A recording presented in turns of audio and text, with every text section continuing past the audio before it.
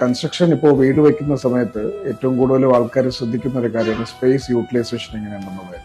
ഈ space utilisation നമുക്ക് ചെയ്യണമെങ്കിൽ ആദ്യം നമ്മളത് ഡ്രോയിങ് ഡിസൈൻ ചെയ്യുന്ന സമയത്ത് ഉൾക്കൊള്ളിക്കേണ്ട ഒരു കാര്യമാണ്. കാരണം നമ്മൾ ഡ്രോയിങ് വരയ്ക്കുന്നു, അതിൻ്റെ ഇൻറ്റീരിയർ പ്ലാൻ ചെയ്യുന്നു. ചിലപ്പോൾ ഡ്രോയിങ് വരയ്ക്കുന്ന സമയത്ത് തന്നെ ചിലപ്പോൾ അതിൻ്റെ ഇൻറ്റീരിയറും കൂടെ പ്ലാൻ ചെയ്യുന്ന ആൾക്കാരുണ്ട്. ഇല്ലാത്ത കാര്യങ്ങൾ ചിലപ്പോൾ സ്ട്രക്ചർ കഴിഞ്ഞതിന് ശേഷമായിരിക്കും ചിലപ്പോൾ ഇൻറ്റീരിയർ തന്നെ പ്ലാൻ ചെയ്യാൻ ശ്രമിക്കുന്നത്. അപ്പോൾ അതിൽ വരുന്നൊരു അപാകത എന്ന് പറഞ്ഞാൽ നമുക്ക് ഇന്റീരിയറിന്റെ കറക്റ്റായിട്ട് പ്ലാൻ ചെയ്താൽ മാത്രമേ നമുക്ക് പ്രോപ്പർ സ്പേസ് യൂട്ടിലൈസേഷൻ നടക്കൂ. സോ എവിടെ എന്ത് പ്ലേസ് ചെയ്യണം, നമ്മുടെ ഇന്റീരിയർ ഡെക്കോർ എങ്ങനെ ആയിരിക്കണം, അതിന്റെ തീം എന്തായിരിക്കണം, അതിനെ ബേസ് ചെയ്താണ് നമ്മൾ സ്പേസ് യൂട്ടിലൈസ് ചെയ്ത് നമുക്ക് ചെറിയ സ്പേസ് വരെയും നമുക്ക് അതിമനോഹരമാക്കി എടുക്കാൻ സാധിക്കും.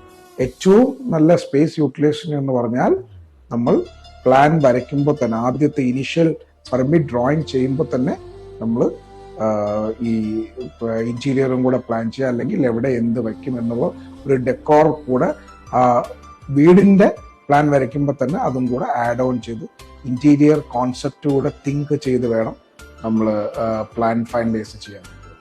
ഇതിനെപ്പറ്റി കൂടുതൽ അറിയാനും നമ്മുടെ സ്പേസ് യൂട്ടിലൈസ് ചെയ്ത് പ്ലാൻ നമ്മൾ ചെയ്യാനുമായി അല്ലെങ്കിൽ കൺസ്ട്രക്ഷൻ അതനുസരിച്ച് ചെയ്യാനുമായി വാലൻ ഫോർഡുമായിട്ട് ബന്ധപ്പെട്ടാണ്.